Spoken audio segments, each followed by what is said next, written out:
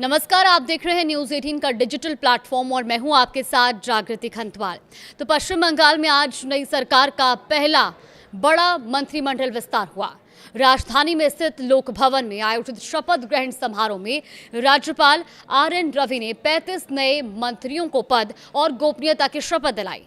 इस दौरान मुख्यमंत्री शुभेंदु अधिकारी भी कार्यक्रम में मौजूद रहे। अब इस मंत्रिमंडल पर अगर नजर डालें तो इस मंत्रिमंडल विस्तार में कुल 35 नेताओं को शामिल किया गया है। इनमें 13 नेताओं को कैबिनेट मंत्री बनाया गया है। 3 नेताओं को राज्य मंत्री स्वतंत्र प्रभार की जिम्मेदारी दी गई है, जबकि 19 नेताओं को राज्य मंत्री के रूप में शपथ दिलाई गई। इस विस्तार के बाद पश्चिम बंगाल की मंत्री परिषद में अब मंत्रियों की कुल संख्या बढ़कर 41 हो गई है।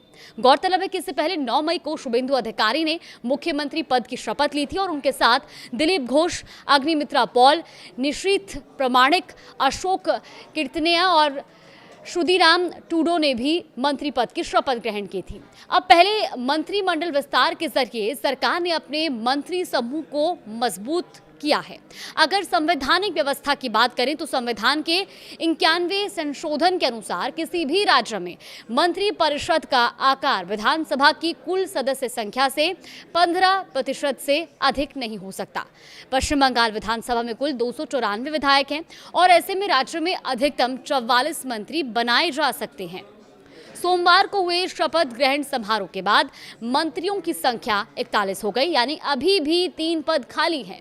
मीडिया रिपोर्ट्स के अनुसार फिलहाल इन तीनों पदों को खाली ही रखा जा सकता है।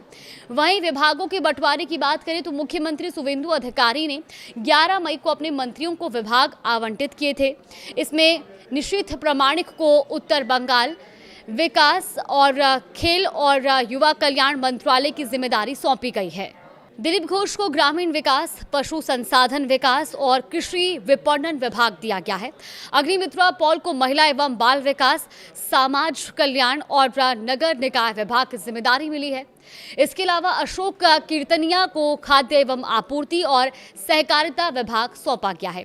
वहीं क्षुदीराम टूडो को जनजातीय विकास, पिछड़ा वर्ग कल्याण, अल्पसंख्यक मामले और मदरसा शिक्षा विभाग की जिम्मेदारी दी गई है।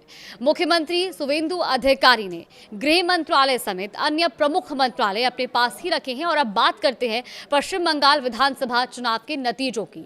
दरअसल 4 मई को घोषित हुए 293 सीटों के परिणामों में भारतीय जनता पार्टी को 207 सीटों पर जीत मिली थी, जबकि तृणमूल कांग्रेस यानी TMC 80 सीटों तक सिमट गई थी। राज्य की कुल 294 विधानसभा सीटों में से फलता सीट पर 21 मई को दोबारा मतदान कराया गया और इस सीट पर भी बीजेपी उम्मीदवार ने जीत दर्ज की। और इसके साथ ही विधानसभा में अब बीजेपी के कुल सीटों की संख्या बढ़कर 208 हो गई है। तो यानी कि कुल मिलाकर पश्चिम बंगाल में नई सरकार के गठन के बाद अब पहला मंत्रिमंडल विस्तार भी पूरा हो चुका है और 41 मंत्रियों वाली ये टीम राज्य के विभिन्न विभागों की जिम्मेदारी संभालेगी, जबकि संवैधानिक सीमा के तहत अभी भी 3 मंत्री पद खाली रखे गए हैं। तो फिलहाल आगे इन 3 पदों पर कब तक अब नए मंत्रियों को जिम्मेदारी दी जाती है, इस पर हमारी भी निगाहें बनी हुई है। फिलहाल के लिए आप सभी का बहुत धन्यवाद।